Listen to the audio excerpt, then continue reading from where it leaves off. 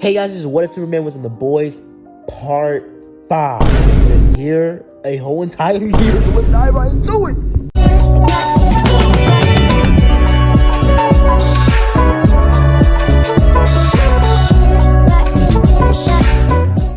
So I last left off about a year ago. As what happened is we'd be starting, I think last left off near episode 5 in season 1. Around episode 5 to 4. And around that time, I did change a big part of the story in the universe and how it's going to be a lot more different diplomatic points and different things going on with heroes and them growing and evolving into people a lot faster in the story. Or them basically dealing with their problems a lot deeper into the story. Last time I left off, the particle accelerator in this universe's version of Star's cities would have actually gone off, giving multiple random people powers and abilities, and they wouldn't be coming from Compound V. Now what would happen is during this time, a lot of people would have powers now, including some sort of rando that was actually a suit before, but he was basically mutated into something powerful, transforming himself into Parasite. And we last left off after Clark would have been fighting this new guy, aka this universe's version of Parasite. Now, I don't remember if I told you how he got away, but I did tell you that Clark did get away, narrowly away from this dude, but this dude was able to drain majority of his powers, and Clark needed to stay inside for the rest of the couple of days. As we can switch to episode 6, this episode 6 is basically the aftermath of this whole night of people getting powers. It wouldn't be super big because it would be basically a huge explosion in Star City, and basically suits being called on the front lines to give another bit of pretty much press to the people to show that Supes are capable enough to saving people actually. So we see that multiple heroes that night are saving people, getting them out of places in the city, and basically just saving people back to back to back. And A-Train is actually being a pretty good help, as after we start off that, we get ended with the end of the night. And heroes and powers and these new Supes being mutated wouldn't come into fruition or wouldn't be really shine or a light of, because it'd only be a day. You can't really know too much from the aftermath of a huge particle accelerator explosion after one day. Luckily, Homelander, any of the real problem Supes wouldn't be in the blast, making them stronger. I'm sorry guys, I did have like a little bit of a snot up my nose, so sorry if I sound a little bit bad, but basically what happened is, well, after everything going on with this particle accelerator, a lot of things would have changed later on in the story, but now it would be kind of steadily steadily fading into that plot point and saving majority of those villains up for season 2, because like I said in the last part, Barry Allen's Flash, or this universe's version of Barry Allen, basically being played by Dylan O'Brien, would basically be in this universe, and he just got hit with the particle accelerator blast plus lightning in part 4. So what would happen is during this time, we would see that Clark would have been recovering and recuperating in his house. We can switch back to the boys, and basically Butcher and Mother's Milk and basically Frenchie are all talking about Kiriko and what the heck to do about her. We can see that Huey shows up, as Huey is also kind of confused on what happened last night, as he got called by his dad, and his dad telling him everything about how he has a half-brother, and he lives in Star City, and they're around the same age, and other things such as like how he is some sort of forensic scientist and blah, blah, blah, and how he needs to see him in the hospital, and Huey's kind of distraught and confused on how he has a brother that he's never known for like his entire life. What happened, we can switch to Butcher and Huey having a little bit of a stare down, and them actually kind of, having a little bit of a, let's just say, talk.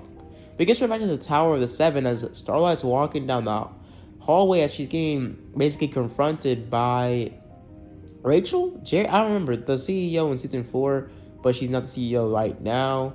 Can't remember her name, the redhead chick that just goes crazy later on in the series, or basically starts pulling her hair out. We can switch back to Starlight talking to, well, the CEO, the actual CEO, the CEO that had the baby and Homelander was obsessed with, blah, blah, blah. So basically what happened is she would be talking to her, and them just talking and talking and talking, but her basically being kind of confused on, like, why is she talking to her about this. But she goes on, I think, what was her name? I think it was Madeline. Yeah, Madeline Stidwell. That's her name. Madeline Stidwell would be talking to her. Also, I forgot the redhead girl from earlier, Ashley. That's her name. But basically, what happened is, it just came back to me. Sorry, guys. So basically, she be talking to her about the whole Starlight and grape situation and all that other stuff.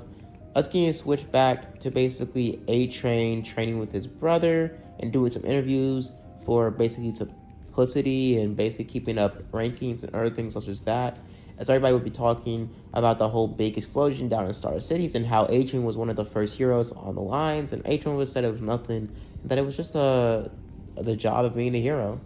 We get switched back to basically Queen Maeve and Stargirl talking and them having a little bit of a heart-to-heart. We get switched back to Kirigo and Kirigo and Frenchie are talking and just having a good little talk, or not talking, but just having a little understanding to each other. And they're just chilling. We get switched back to Huey and Butcher talking, as Huey actually does spill the beans about how he has a brother, and Huey's kind of confused. I mean, Butcher's kind of confused, saying, "You have a brother? Oh, that's something." As he tries to not talk about his past, as they walk to a heroes recovery group. Basically, people that used to be intimate or have relationships with heroes, or just know heroes or soups. Basically, soups. That's what they are. They're not really heroes, but soups. And telling us about how their situation with each other and these soups led. Basically, Butcher trying to convince Huey that him dating a soup like Starlight will basically be his death warrant.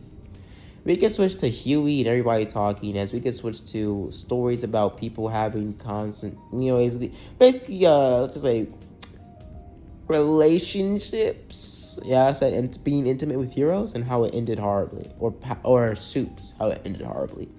So one guy walks up and basically says how let's just say his Vienna sausage got froze off, got freezed off, got frostbited off by a girl that had ice powers, and he made her too excited. Brother, I would have a vendetta. I wouldn't work for Vought no more. F that. Nah, bro. You gotta be fucked up. You gotta be all the way fucked up. Because I don't know about you guys. Go out in the comments. Tell me, would you still work for a company that supports people that did that to your junk? No, I'm good on that. I'll press charges too. I would press charges too. No, I would track down her family. I'll go crazy, bro. Because they know you just took the one thing that classifies my ginger, bro. Nah, bro. You took away my manhood. Nah, bro. I'm good on that. But guys, manhood taken away because he got the job done. That's crazy, bro. We just right to the Deep, and Deep's talking about everything and his story, and also him talking about him and how he was helping the Dockside area recover from basically getting hit with the particle accelerator last night. So basically, mainly the news would be about, basically trailers, but also majority of the news being overran by the whole talk about the particle accelerator or the big explosion in Star City. As we get switched to the mesmerizer, basically some suit that can basically, I guess, read people's minds, or mesmerize them by touching them or touching their hand, blah, blah, blah. Mother's Milk meets up with him and basically tries to convince him to help him out. As we get switched to basically him meeting up with his daughter, and we see that his daughter seems to be like him. As they talk, as Mother's Milk talks to him, and they try to convince him to help them. We can switch to Huey and Butcher talking, and Butcher basically tells him that his whole situation with soups it brings nothing but pain and destruction into your life. And you need to start focusing on your brother, because that's a whole new life and chapter of your life that you need to fix. As Huey says, I'll meet him up later. He's in a coma anyways. As Butcher says, you never know how much time you have with your brother, especially since you didn't even know he existed. So you might want to learn to know him and learn to, let's just say, love your family. Okay, chum? As he walks away from Huey. Huey's kind of, conflicted, saying that maybe he should. But he doesn't know for sure. As we get switched back to Homelander after the whole situation from earlier, I didn't narrate this, but Homelander's whole situation with them basically making a film crew on him and trying to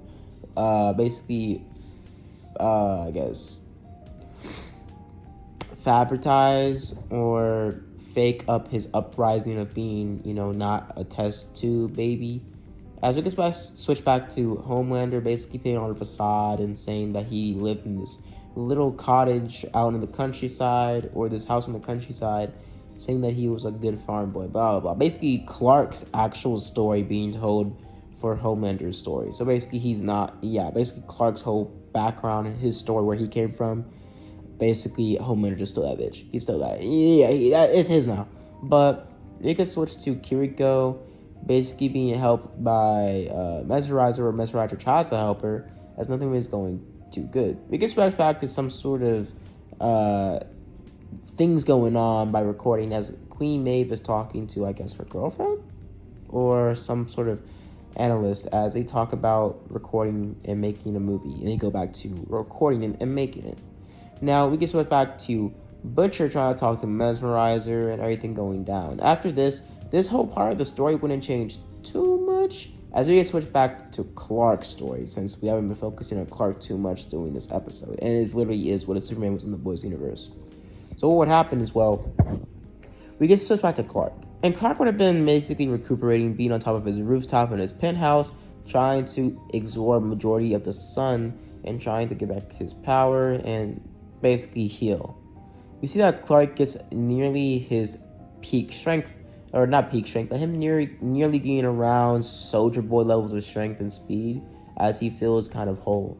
As he starts to walk around, as he eventually gets called up by Yui, as Yui says that they might need his help later on, but not just yet.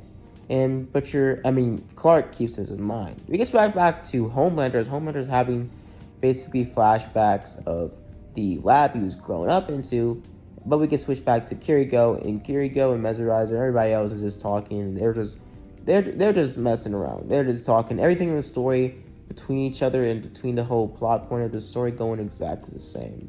Now, a part of Butcher does want to talk about the whole particle accelerator, but it doesn't really concern him, since it's just a big accident.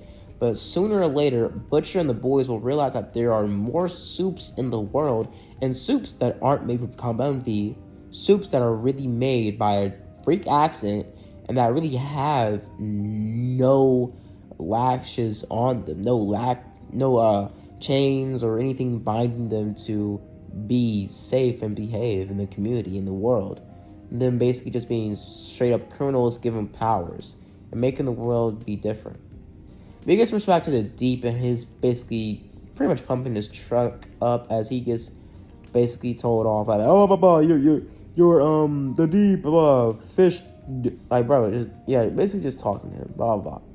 We get back to Butcher and the girl from earlier, or I can't remember her name exactly, but whatever her name is. We get switched back to Billy talking to Susanna, as Billy and Susanna are talking about blah, blah, blah, as we see that Billy Butcher and Susanna Ryler are riding, I forgot her name, Raider? Nah.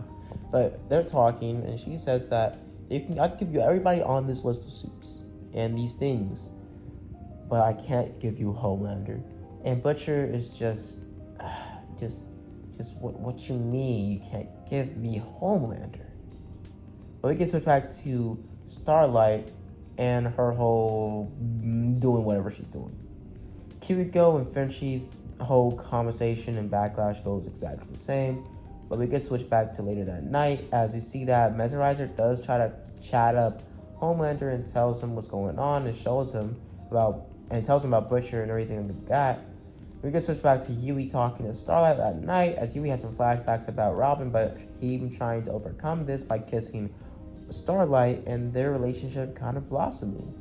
But we get switched back to Butcher and also Clark accompanying Butcher, as they are talking to each other, and basically they tell each other that they need to, do something. And Butcher basically tells Clark to let's go, as Clark kind of signals pretty much Huey over, as Starlight stops and says, oh, I know you, you're the photographer for Vought, right? The journalist, the photo photographer? As he says, oh yeah, I am. I do some shoots then and there around the city. As we see that they are talking and blah, blah, blah. Something like that happens. But they mainly just switch off at this point and this plot point. And that's where the main episode really ends. But this is a what if. What do you think I'm going to do? Nah, I'm gonna give you some real content. I'm gonna stress this video out. It's been a year. You've been waiting for this, guy. So let's dive into it. So during this whole time, we see that Clark kind of goes into a mission as Butcher basically talks about how he wants to have Clark convince him that dating a soup isn't good, as Clark is also told that he did date a soup in the past, didn't you? Is Clark confused that he did date one other soup during his childhood when he was a teenager, when he was a little kid, like 14 years old, deep in the countryside in Smallville, as he would have been dating this girl that was a pretty pageant girl, and her story, let's just say she's a certain new redhead firecracker type of girl from season 4 that Clark used to date. But let's just say Clark never really showed that he was a soup. Never showed that. And he also always, said that, or faked showing pain, or getting hurt, or he stomping his toe, or anything like that, making himself look, human, normal. Now we can switch to Clark trying to convince Huey that it's not really bad and that he supports Huey, but he has to tell Huey, or he tells Huey to just say that he said that you shouldn't date somebody, blah, blah, blah, as he just wants to get on Butcher's good side, as he's kind of scared of him. But they just switch off from there. As we said, basically later that night, Clark goes on his normal day. He's walking down the street, and he hears a noise. As Clark looks up, as he hears some sort of big, bright light going off, as he runs up the stairs, as he sees the same rooftop Mesmerizer was on after he was earlier talking to basically, Homelander, as pretty much Parasite was there trying to get his hands on Homelander, but him finding Mesmerizer there, saying that his powers might be useful for whatever. As he tries to grab Mesmerizer and try to basically strip his powers away and basically suck the energy out of him. Pause. But we see that he is basically speed blitzed by Clark as Clark pushes him out the way. Clark grabs Mesmerizer and flies him off as he jumps off the roof thinking he can fly, but not just yet. He hasn't regenerated or healed enough, so he just starts to leap in a single bound to building top to building top. As people are starting to see this, as Clark had his hoodie on, but it was hoodie down, and also it was a red hoodie this time, actually. So Clark zips up his red hoodie, puts his hood down, and jumps the building top to the building top. Clark having red hoodie on and blue jeans. Close enough to his suit. But basically him jumping the building top to building top is eventually he finds himself in a field area near the city, a park bench area actually, as Parasite tracks him down there. As there's a little bit of a situation going on, and people start to record and live stream this whole fight. As Clark pretty much lays down Mesmerizer and basically tells him to run now, as Mesmerizer starts to limp away since he's kind of, taken down a little bit by the energy being sucked out of him. Pause! But basically what happened is, Clark would have looked at him saying that you can't just do this. Who are you? What are you doing? Clark tries to deepen his voice, saying who, and basically not trying to, sound like Clark Kent, as he has classes off as well, basically it being in his back pocket, but not being able to be seen. So what happened is Clark tries to talk to Parasite, saying that you don't need to do this, and that you're just making the life or the world worse than it already is. He tries to convince Parasite not to do this and not to try to fight him, as Clark doesn't want to try to kill him, but Clark knows for a fact that maybe Parasite is stronger than him. Parasite starts to charge up basically purple laser vision, kind of like Clark's laser vision, as Clark dodges out the way as fast as he possibly could, him getting glazed by it, as Clark realizes he's not as fast as he could be right now, or he should be. As Clark tries to dodge out the way, as he starts to throw hits and punches, mainly just focusing on dodging and pretty much landing wombo combos and straight up haymakers after haymaker. Him trying to end this fight as fast as possible. Him realizing that every time he punches him, as soon as the skin contact is released on this dude, he just sucks energy out of him, out of him slowly, as basically Clark is getting weaker and weaker as the fight goes on. Eventually, Clark's on the ground as Parasite's about to finish him off, as after that, we get hit with Parasite getting speed blitzed by A-Train. A-Train pushes him into a tree, as he gets knocked through the tree into a couple of ponds of water in the beach, no, what was it, the pool area, as the SWAT team eventually shows up, basically surrounding Parasite. A-Train helps up to do it, thinking he's just a civilian, as he looks at him, basically not recognizing it was Clark, as he says that I'm okay, as he pushes A-Train away and tries to jump and leap away, having enough energy to leap away to his apartment, being basically detected by any other people that he thought, or we think. But let's just say somebody followed him. And we're going to talk about that in part 6. So I hope you guys enjoyed the video. Please like and subscribe. And as always, guys, have a blessed day. And just before I go, just a disclaimer. Parasite will be a big part of this story and actually might have a little bit of a situation between the boys. Now, should Parasite be just a straight up villain and antagonize for both sides, or should he join the boys' effort to take down the Supes? But let's just say Parasite was already a super before he got hit with the particle accelerator, making him into what he is, so I don't even know.